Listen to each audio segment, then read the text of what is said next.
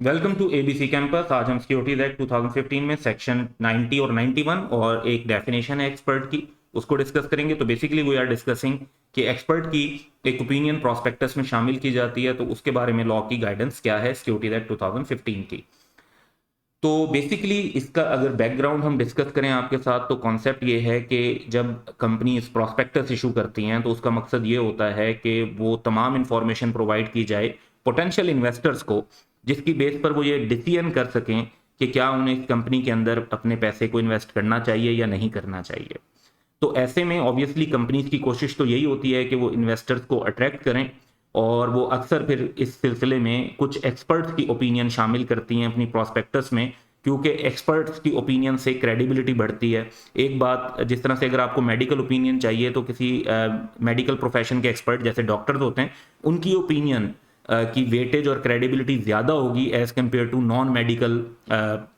Profession से related किसी person की। तो एक्सपर्ट की ओपिनियंस जो हैं वो इंफॉर्मेशन की क्रेडिबिलिटी को इम्प्रूव करती हैं, और इसलिए अक्सर कंपनीज की कोशिश होती है कि वो एक्सपर्ट की ओपिनियन भी प्रॉस्पेक्टस में शामिल करें in order to attract the investors. अब जाहिर बात है कि कुछ लॉ फिर रिक्वायरमेंट रखता है कि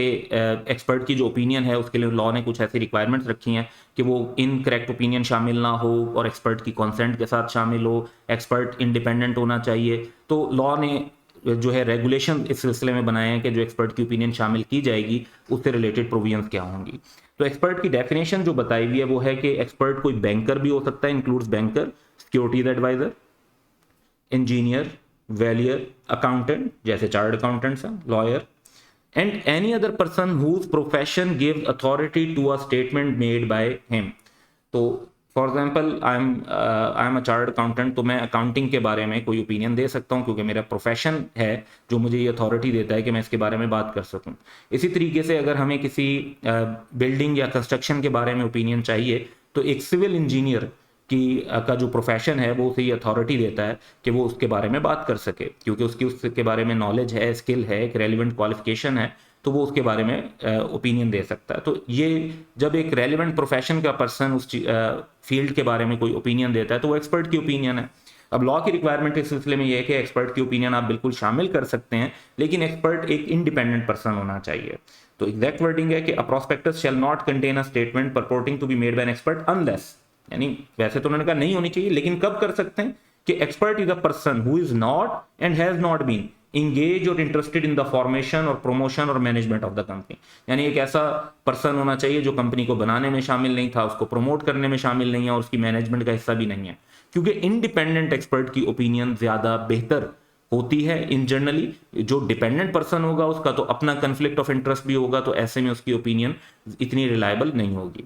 फर्दर ये कि किसी की भी ओपिनियन उसकी इजाजत के बगैर आप शामिल नहीं कर सकते, इसलिए कॉन्सेंट ऑफ एक्सपर्ट पर भी लॉ की रिक्वायरमेंट है कि a prospectus that contains a statement purporting to be made by an expert or to be based on a statement made by an expert shall not be issued, circulated or published unless, unless का मतलब है कि कर सकते हैं शामिल, लेकिन कब कर सकते हैं, expert has given his written consent, कि जी इशू ऑफ प्रोस्पेक्टस पर उसने रिटन कॉन्सेंट दी हो with the statement in the form and context in which it is included, कि वो कहता है कि जी हाँ जी आपने मेरी जो ओपिनियन जिस फॉर्म और कॉन्टेक्स्ट में इंक्लूड की है उस पर भी मेरी रिटन कॉन्सेंट है, और प्रोस्पेक्टस के साथ इस ओपिनियन को शामिल कर दिया जाए, उसके इशू में इंक्लूड कर दिया जाए, इस पर उस एक्सपर्ट की रिटन कॉन्सेंट होनी चाहिए कंपनी के पास। और प्रोस्पेक्टस में एक स्पेसिफिक स्टेटमेंट अपेयर होनी चाहिए कि एक्सपर्ट ने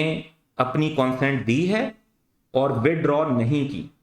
तो ये क्लियरली एक तो कॉन्सेंट इंक्लूड भी होनी चाहिए और साथ क्लियरली ये स्टेटमेंट भी मेंशन होनी चाहिए कि एक्सपर्ट ने ओपिनियन दी है और उस कॉन्सेंट दी है और उस कॉन्सेंट को